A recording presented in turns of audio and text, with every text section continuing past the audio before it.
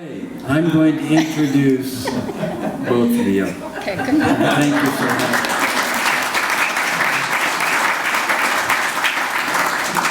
I sympathize with lapses, so you may occasionally see me actually looking at this paper, so I don't spend your time badly. In 1905, Annie Bidwell deeded to the city of Chico Bidwell Park, and she had 5 conditions for the maintenance of this deed. Otherwise, the property was going to be reclaimed by the Bidwell family. The first one was no alcohol could be made or sold. Now, she doesn't say drunk, so I don't know what she intended.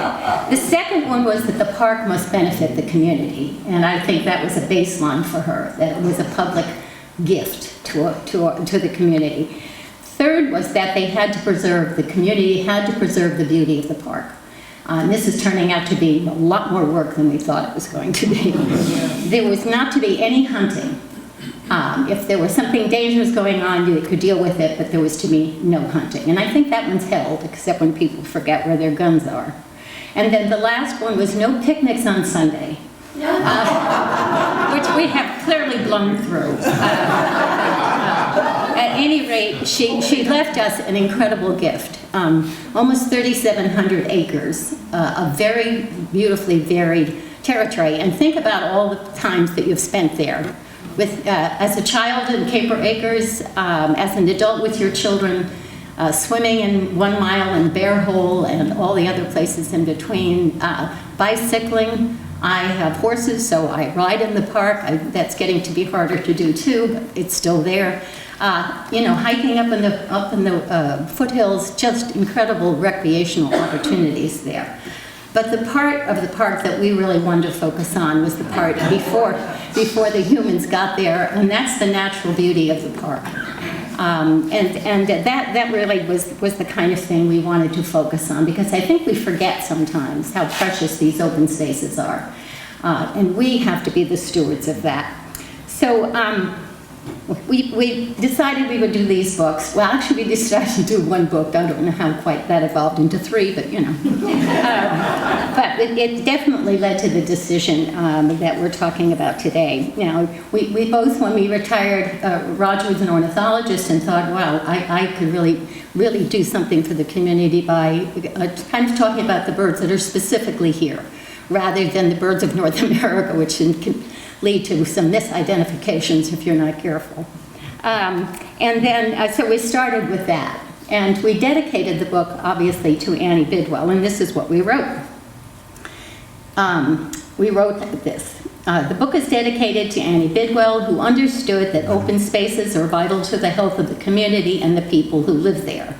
As Chico has grown, these natural areas have provided important community spaces, habitat for plants and animals, recreational opportunities, places of natural beauty, and critical environmental areas like wetlands. Annie's foresight has made Chico a special place that people have enjoyed for generations, and that we hope future generations will also care for and appreciate. The birds are part of this precious legacy. Creating this book is our small way of thanking our founding mother and encouraging stewardship. So that was plan A. So Roger had an artist lined up to do this book, and he needed money. And we're doing this on our own, and so he turned to me and said, "You look like a cheap artist." I didn't say that exactly. He knew, and I said, "Okay, I'll give this a try." So 2 years later, I had drawn, 89 birds. And I have to say it was fairly excruciating. I got better as I went along. But it was a wonderful gift for me to be able to participate in this, and it kept me out of harm's way to some extent. And then we did, the first edition came out in 2010, and the second one with 5 more birds in 2017. And so I used photographs, I used guidebooks, I used whatever I could get my hands on to do the drawings. And they are not artistic as much as they were attempting to be accurate. All male birds in mating plumage. So that's what that is. And we put that beautiful cedar waxwing on the cover just so you'd look inside. Okay, more from my husband. One other reason we One other reason we did the book is there's not much written on Bidwell Park at all. Paul Bells is sitting there in the middle, has got a draft of a history of Bidwell Park, which ought to be really interesting when it comes out, when? Hopefully this year. Hopefully this year. I'm meeting with them. But there's nothing, very little. There's this geology of Bidwell Park, sort of a pamphlet that was done 40 years ago or so, and then one of my old students did the nature of Bidwell Park, and that's not been published for a long time. They're both sort of amateur publications, so there's really not much on the park. And if you want people to appreciate the park and know how valuable it is and therefore maintain the park, they need to know something about it. So the Friends of Bidwell Park has some information on the web. If you want to get on their website, they talk about the geology and the birds and the trees and a whole list of plants and things like that. It's a little bit outdated, but it's got some information on it. So here's what we did. Started out for, the birds weren't so bad because I've been watching birds for a long time, but when we did the trees and the wildflowers, we spent a lot more time in the park rolling around in the different habitats trying to figure out what's going on. And here's Carol's art studio. Which I didn't have for the birds, only for the. She did it on the kitchen table. The reason it took so long to do the kitchen table, every time we ate, we'd have to get rid of all of our art stuff. So here's the Birds of Bidwell Park. Our latest edition, well, the second edition now has what 94 birds in it. And it's, we've gone through the park hundreds of times with groups and by ourselves, and we've seen literally twice on all those field trips birds that weren't in the book. So there you can see, if you spend every day in the park over a period of a year, you can see over different 200 species, but on mostly every day walking through the park you're going to see a bird, and it's going to be in our book. So it's a good book to start identifying birds with. And let's give some examples of birds. Here's a cedar waxwing. They're called cedar because they got the color cedar. And waxwing because they have these little waxy tips on the ends of their wing, as you can see, ends of their secondary feathers. And they look like they've been dipped in sealing wax. And nobody knows what, for a long time, nobody knew what those little things meant, but it turns out that the more they have, the more mature they are, and the more mature they are, the more they're likely to attract a mate. So if you see a bird with 10 or 12 of those little red things, he's a stud. And he's finding females, and not only that, they have more young and they nest more often. So that's just, those little red tips are a sign of sexual maturity and success. They also eat a lot of berries, and they'll stuff themselves with berries. But one berry, whatever they eat, cranberries or not cranberries, but pyracantha berries or something, crab apples, it will go through their system. It go as the berry goes through their system, the fruit comes off, the seed comes out, the husk comes off, and 16 minutes later, everything comes out the other end. 16 minutes. It would not work for us, especially in a restaurant. But they will stuff. There's not in the wintertime, they live on berries, and there's not much protein, so they have to eat a lot of them. And they will, if they get on a berry bush, they will just eat and eat and eat and eat and stuff themselves. And occasionally they'll take a berry and they figure that, okay, they're too stuffed. They'll give it to the guy next to them. And pass it down until their stomach empties. Cedar waxwings, very cool birds. A little top knot, really easy to identify. They're pretty much gone now, but they were here all winter. And the acorn woodpecker, you all know about the acorn woodpecker. Some people call them red-headed woodpeckers. Don't do that. They are not red-headed woodpeckers. They may have red on their head, but so does every other woodpecker in the world. So that doesn't work. And birds, unlike any other group of organisms, have official common English names. 10,350 species of birds, every one of them has an official common name.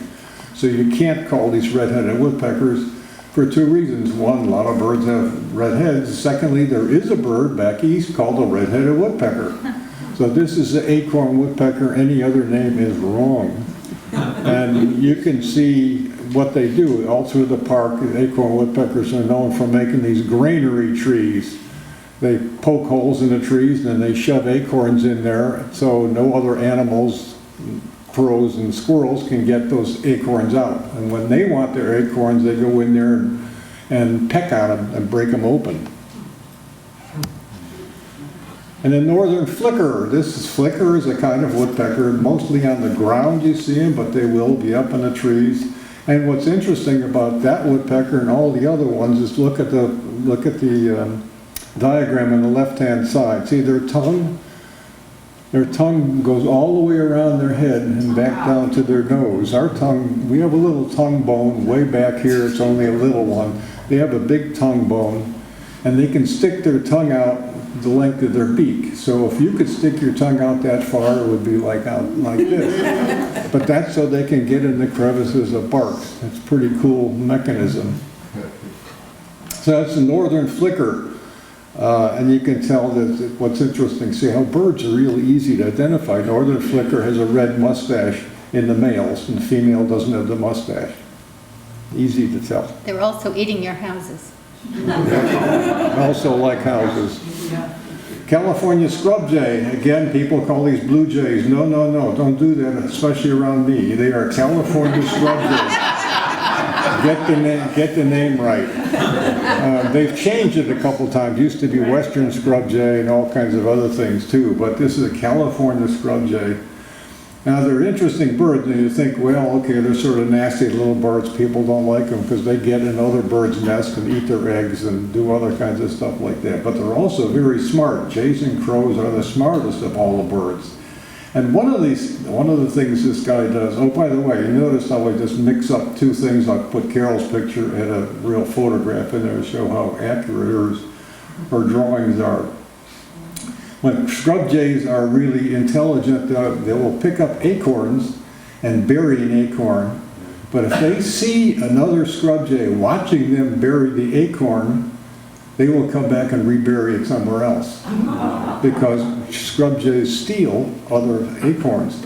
But even more interesting is they won't do that unless they are stealers themselves. So if they tend to make a habit out of robbing other nests, other acorns, they don't trust the other ones. But if they don't do that, they don't rebury them. So honor among thieves, or dishonor among thieves. Red-shouldered hawk.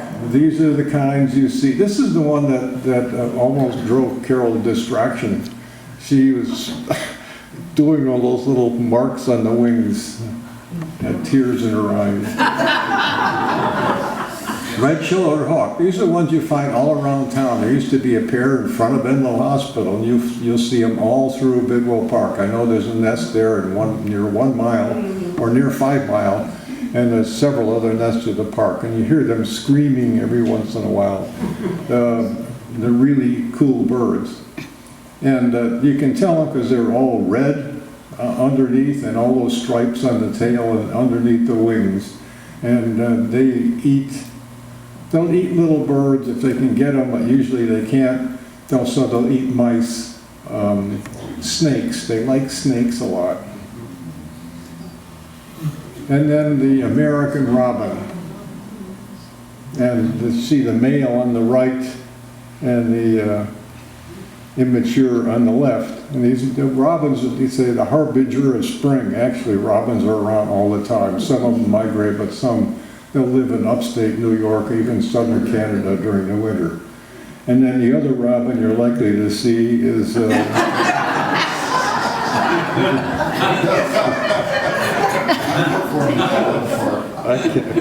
sometimes I can't help myself. So then we, isn't that cute? I live with that, you can see. That explains me a lot. So anyway, we decided we wanted to do another book. Because we'd had so much fun with the first one, and so we did start with the trees. Because if you think about it, we are a city of trees, according to the what is it, the American Arbor Day Association, but also because, if you look around, we have some wonderful, and of course the oak had to be on the cover because that is our ultimate, feeding all those birds that we were just hearing about. So actually our official title is that we're the City of Roses, but we also have this Arbor Day, but of course we're one of 3,000 cities who are considered tree cities. So it's not as special as being the City of Roses. I always thank Marilyn Warrens for keeping our roses going. At any rate, as you can see, that there's a huge change in the kind of environment for trees in the park, starting from, say, the campus, actually, which is part of the park, all the way up into the foothills. And so it's an extraordinary range of trees. And one of the things that makes it interesting but problematic is that Bidwell, as you know, John Bidwell, introduced a lot of plants that were not native. So now when we start talking about trees that are native and not native, it's not a clear line. It's just not a clear line because he started to bring things in the middle of the 19th century, and so it's a little bit more complicated. But if you think about what the trees do in the park, they do so many things. Of course, we all know that they're putting off oxygen, which we sorely need. Secondly, they're providing shade. They buffer us from sound, and I think that's why we like to have trees around our houses. That's getting to be a problem too. They stop erosion, and they provide habitat for all the animals, and all kinds of food of one sort and another. So they're richly visible in the park and richly important to the survival of the park. So this book we again dedicated to Annie, and we took a quote from her journal. From the first years of my residence on Rancho Chico, a sadness has at times oppressed me as the thought has been borne in on me that someday the beautiful, beloved Chico Creek would be destroyed by the diverting of its waters and the slaughter of its trees. It is of sufficient value to you to influence your choice of city officials. For if unworthy men be elected, it will become a thorn and a torment. Wow. She could come back today and talk to us some more about that aspect of it. But at any rate, we're going to hear about the trees. Trees are a lot harder to identify than birds. I mean, birds are just one color. There's only 5 or 6 non-native species, so it's pretty easy to figure them out. But trees, there are no leaves in the wintertime, makes it more difficult. And there are maybe 30 species of native trees and 100 and some species of non-native trees that Bidwell and other people brought in. And it's not only that, you get things like, crepe myrtle. You get a crepe myrtle and a dogwood, and there are 40 or 50 different sub-varieties of that, so it gets really complicated. And then, birds have one shape. Trees have different shapes. The same tree, same species of tree will look different in another place. Depends on the soil and the wind and the light and all sorts of other environmental conditions. So trees aren't quite as easy to identify. But again, it's just a matter of getting familiar with them, going out with somebody in a field guide that'll help you narrow that down. Now we know here's a hooker oak named by Bidwell after Sir Joseph Hooker, was an English botanist in 1872. And Robin Hood gathered his merry men here in 1938 in the movie, of course. And then I read someplace that it was said that the crown was so big that 7,888 people could stand under its crown. I don't believe that, Maybe 788, but not 7,000. When I first got to Chico in 1972, I was told that the hooker oak was 1,000 years old, or 800 years old. And then 5 years later was 1,200 years old. And it just, every couple of years they add another 100 years or something like that. Finally, the city apparently didn't let the university core it. You can core it, take a plug out of it and then read the growth rings. But nothing happened until the thing fell over, and then we cored it, and there were 2 trees. One was 202, one was 203 years old. So it was still pretty cool, and that is the symbol of Chico.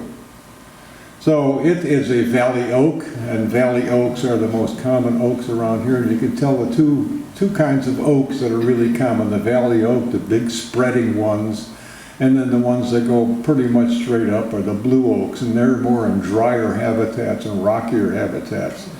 The valley oak, they tend to live only 300 years, and you can tell, you know, the limbs are falling down in the park and other places.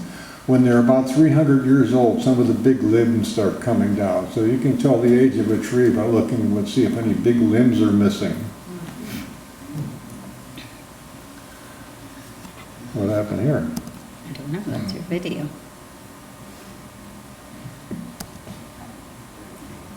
Oh, the video isn't going to show. There's a blank in there. Okay, well.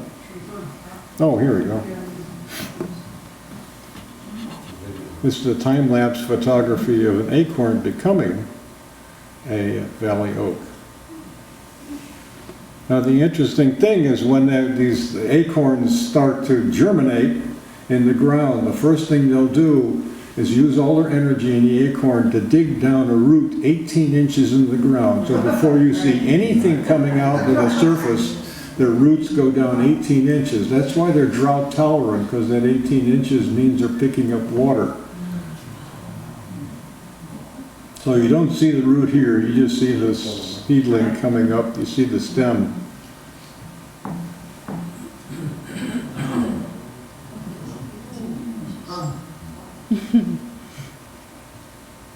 And all little bugs running around.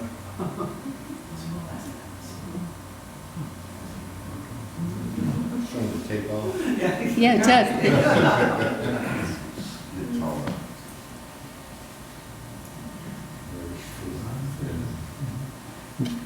And there's your oaks. And then the gray pine, this is the only pine tree, only coniferous tree you'll find native to this area. It's a gray pine. It used to be called digger pine, but it was named, it was a pejorative term because native white people around here used to call Native Americans diggers because they would dig roots and things like that. So it became a negative term. So they changed the name of the tree to gray pine. And it's not a very useful tree, and it's got some really big pine cones on it like that. And the last thing you ever want to do is stand under a gray pine when it drops a pine cone. It's got all these big hooks on it. They're pretty nasty. And then this is I don't have okay. Box elder. Box elder is actually a maple. It doesn't look like a maple because maples are single leaves. The box elder has 5 leaves or 5 leaflets, or as you can see in the photograph, 3 leaflets. But it's called box elder because it looks like a boxwood, somebody thought, and elder because it looks like an elderberry, because the leaves look like elderberries. So that's where the name comes from. Never made boxes out of it as far as I know. Oh, and the box elder bug. You've seen these guys. They come in thousands. They don't hurt you, they don't hurt the tree. They just suck some juice out of it, and not very much. Now here's a tree you want to hate. This is a Bradford pear. This is downtown. If you go downtown now, you see all these trees. They're white downtown. They're terrible trees. all botanists and nursery people hate them because if you look at the tree, see the trunk, it starts to branch right away. Instead of going up and making a big thick trunk that supports the tree, it starts to branch as soon as it can, and the branches start falling down. So I guarantee you, when these things get big enough, the downtown Chico people are going to be taking all those trees out. So don't, and they will, you find these things everywhere, unfortunately. But they are pretty this time of year. And then incense cedar. Incense cedar this is also a coniferous tree, yeah, aside from the digger pine. This is a cedar tree, and it smells like cedar, and it's used for cedar wood and things like that. But what's its use mostly, or one you may be most familiar with? Making pencils. You don't know how a pencil is made. This has got to be a really boring job. But they slice the tree up into slabs like this, and then they make little cuts in it, like that. And then they drop the lead into those grooves, put another slab on top, glue it together, and slice the pencils. How'd you like to work in that factory? Making a lot of pencils.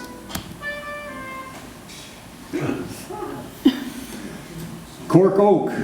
These were all brought from Portugal, probably, or Spain, somewhere like that, John Bidwell planted this cork oak. And they're still there, the cork oak grove in Bidwell Park, that they used to harvest at one time or another. You can get about 9 harvests from a tree before it dies. And there are still some big cork oaks. You know, where can you find some really big cork oaks? Over by Gateway Museum. By Gateway Museum? Yeah, between Gateway and Bidwell. Oh, right, and also the lower part. And by La Hacienda, Yeah. that restaurant, there's about 5 or 6 really right. big Yeah. ones there. But they're pretty interesting trees. I used to tell my students when I take them out there, I had this unfortunate habit of telling jokes to students, and they always thought I was serious. So I told them the way they get wine bottle corks into the wine bottles, just put up the wine up to a tree and do this.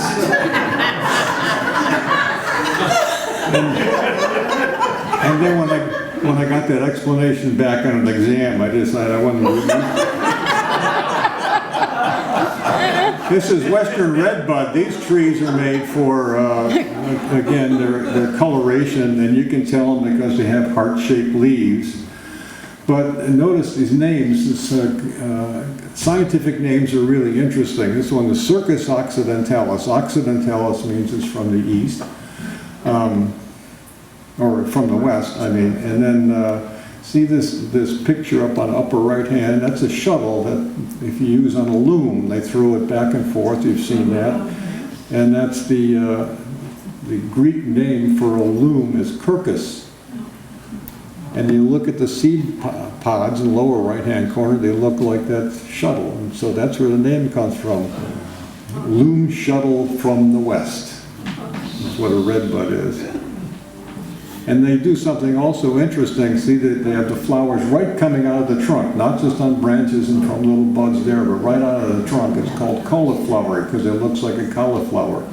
And the reason for that is, you know, the whole reason for flowers is for insects and birds and bats to pollinate, to carry pollen around, so it attracts them. So how do you attract things that aren't flying? You put it on the trunk. So insects, squirrels, mice, things like that don't fly can climb the trunk and still be pollinators, and that's why redbud has that. And Ailanthus, the tree of heaven, this is another ugly tree. This one is, this one mostly been eliminated from the park by the Friends of Bidwell Park. They poisoned it all. It's a nasty tree. It gets in sewers and all sorts. It's called a sewer tree in some places. It's the tree that grows in Brooklyn. And if you look in the middle picture there, the leaf there, there's 2 little dots on it. That's not only a characteristic of this thing, but it's also, they are called nectaries. They provide sugar and protein to ants and other insects. And the insects crawl up there all over this tree getting that protein. And then any other tree that comes by, the insects attack it. So it's a way of a tree to attract predators to keep other trees around. So it's a protection from the tree, of the tree. Chinese pistache, you know, this is just an ornamental tree that people planted. It is a very pretty tree. And it is related to the pistachio that we eat. In fact, the rootstock of this is used for the real pistachio. And so I found this little clip about pistachios. Oh. Is this going here? This will be on the exam. Oh, is this not going to work for Oh, me? sure. Oh, yeah, it is. Ah, I guess it will. Try again. Come on. Oh, man, it's not gonna work. Yes, it is. Oh, there it is, okay. Needs encouragement. This is from Naked Gun. The pistachio scene. You don't need to know what they're saying.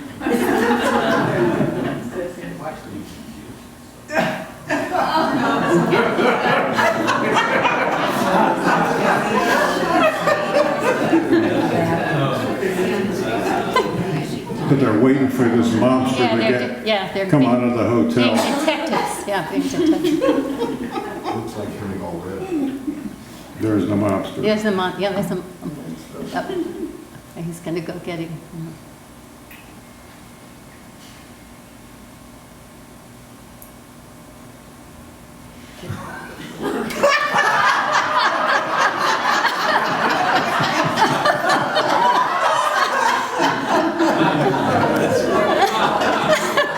I was getting a kick out of that. Oh dear. Isn't that cute? I did want to mention that Wes Dempsey was a big help in the writing of the trees of Bidwell Park. He was an amazing guy. Did a lot of the really scientific work, but he also was the tour guide extraordinaire. And because a lot of the trees on the campus are also sort of part of the park, and some of the exotics that are there, like the monkey puzzle tree and that sort of thing. I mean, he was just an amazing guy. So we added him to Annie Bidwell, so which is good. Okay. So, we thought this was the last thing, and even this one, we both were not sure whether we were going to take this on, because you can see we're getting further and further from Roger's expertise, and I don't know about my drawing skills, but this one was rough. But anyway, we decided to do the wildflowers. I mean, there are some fabulous wildflowers in the park. But here's another thing about them. They're really hard to identify. For one thing, there are about 50 common names for each flower. Everybody brings whatever name from wherever they are, and they get added. It's very confusing. Secondly, some of them are just tiny, and so they call them belly flowers. You almost have to lie down with a magnifying glass to really see what's going on.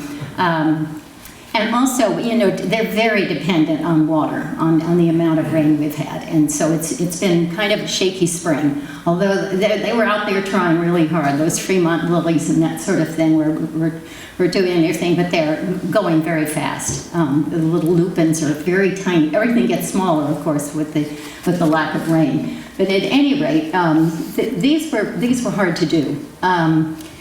We put that checker lily up on the cover because how can you not think that's a gorgeous thing? But that's another one that requires a lot of water. So you have to really be looking at those little rivulets that come down in various parts of the park to see these ones.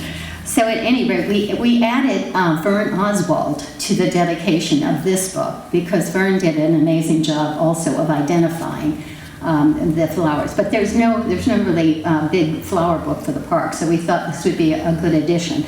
There are like 800 species of flowers in the park. 300 of them are flowering in a way that we can help. And I think, what did we end up doing? About 125, I think, of the ones you're more likely to see or the ones that we thought were really extra cool. So, yeah. Did I forget anything? I can't remember. Okay. So as Carol said, wildflowers are a lot harder because they're smaller, and also you get things like popcorn flowers, which are about this big, and there's 12 different kinds of them. So it's really a challenge, and you can't just use this book here to tell you, okay, it's a popcorn flower. It may not tell you exactly what species, but at least you get the idea. So you've really got to be very good at terminology and know what pubescent is, and all these other kinds of botanical terms that most people don't want to mess with. So this is a good way to just at least get the general idea of flowers. So let's go through a few of them.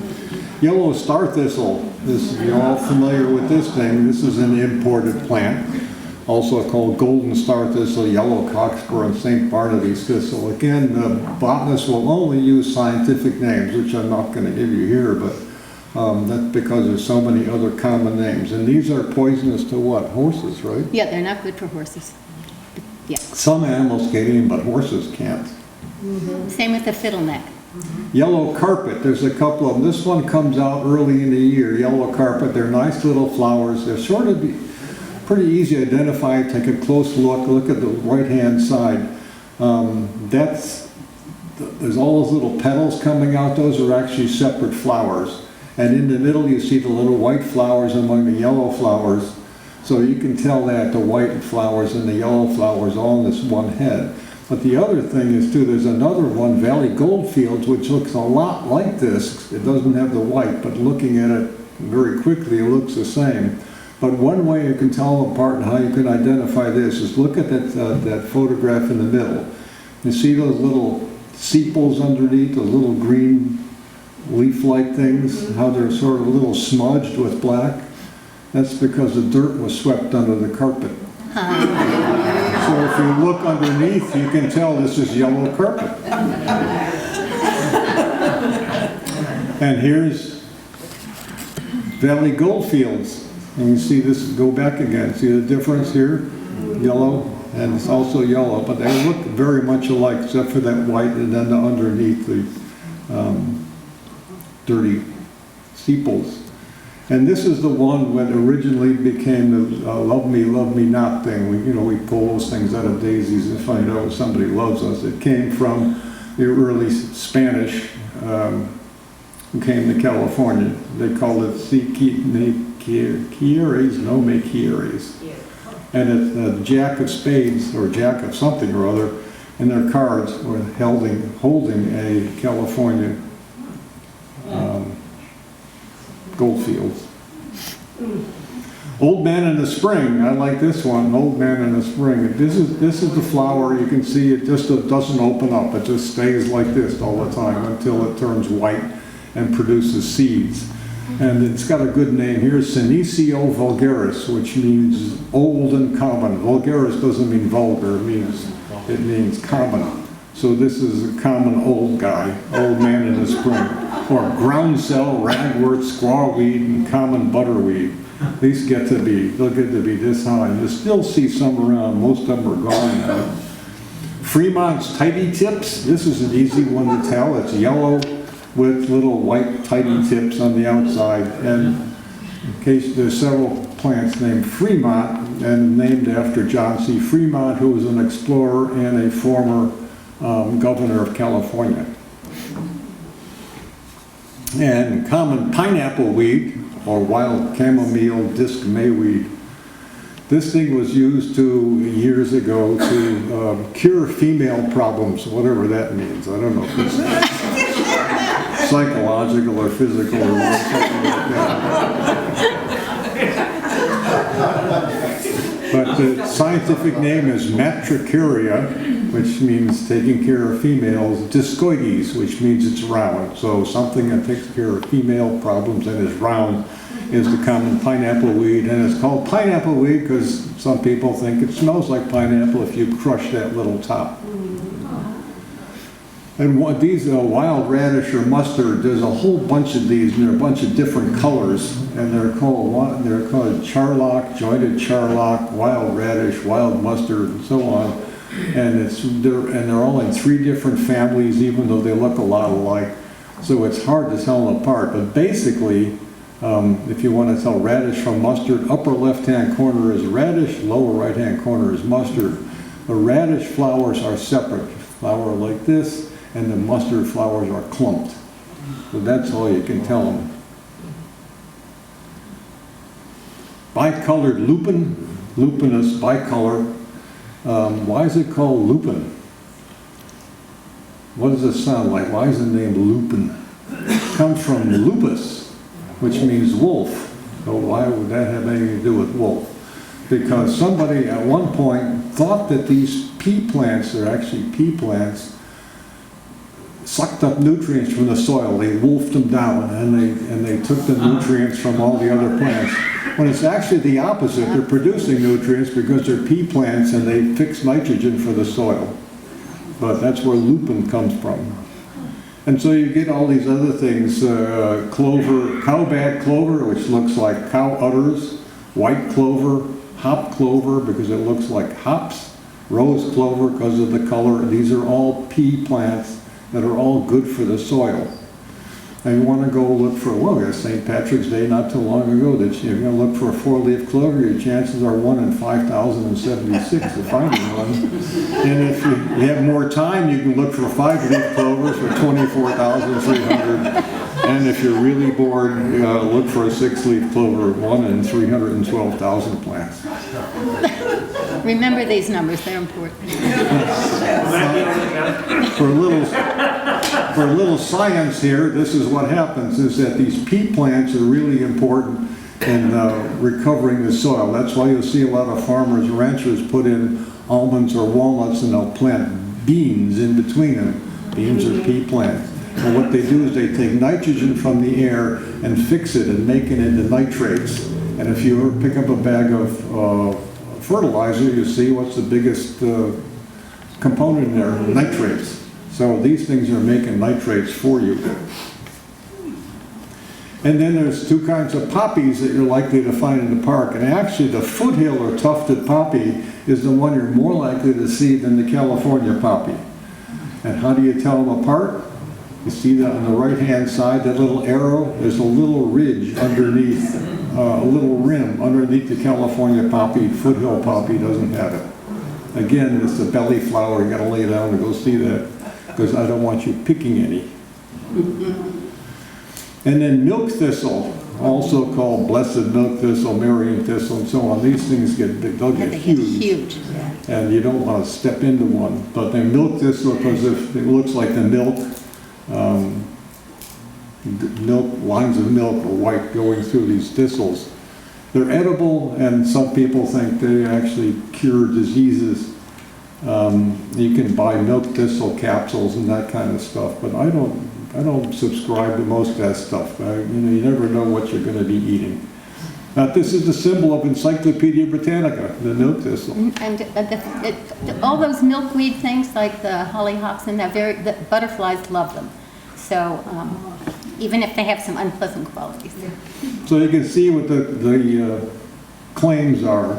Calms skin inflammation, fights infections, fights plaque, at least Alzheimer's disease, supports liver health, may contain anti-cancer effects.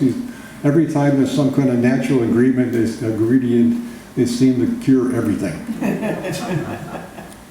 California pipevine, this one comes out early in the year, and they get big and crawl over all sorts of other plants and have little flowers that look like some Dutchman's pipe. And these are the ones where the California pipevine swallowtail lays its eggs, and that's where the larvae grow up. And the red stem filary, this is a kind of geranium. There's whole bunches of these. There's another 12 different kinds, or heronbill. See on the right-hand side, you see those little bills coming up. They look like crane bills or heron bills. What they do is they produce a seed that you see in the lower left-hand corner there. And the seed pops out, actually shoots out, and it looks like a little spring. And what happens is those springs fall to the ground, and then when it gets humid and dries and humid as it does during the day, these things expand and contract, and they dig themselves into the ground. I thought I had a movie of that. Maybe it disappeared. Okay, common miner's lettuce. This is an edible plant. If you want to pick it up, there's a lot of it through Lower Park. It is edible. It doesn't taste all that great, but I don't eat much of it because people walk their dogs through the park, and who knows what's on these things. Oh, here it is. Here's the movie. If I can get it to work here. You had to hit it twice. I guess not. Okay. No, go backwards. Give it a second. Anyway, this showed a picture of this thing digging itself into the ground, which you're going to have to imagine, I guess. Oh, there it is.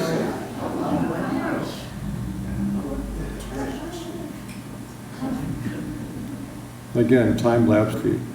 The seed just digs itself into the ground.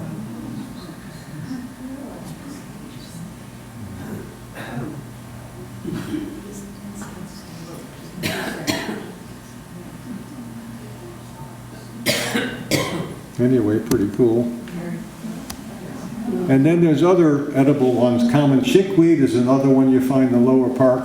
But don't confuse it with scarlet pimpernel, as I did one time, because scarlet pimpernel is poisonous. And my mouth didn't feel well for a couple of days after that. So one's white and one's pink. And then the periwinkle, also known as big leaf, great or large periwinkle. This is all over the park. It's an introduced species, and you can't kill the darn thing. So There you go.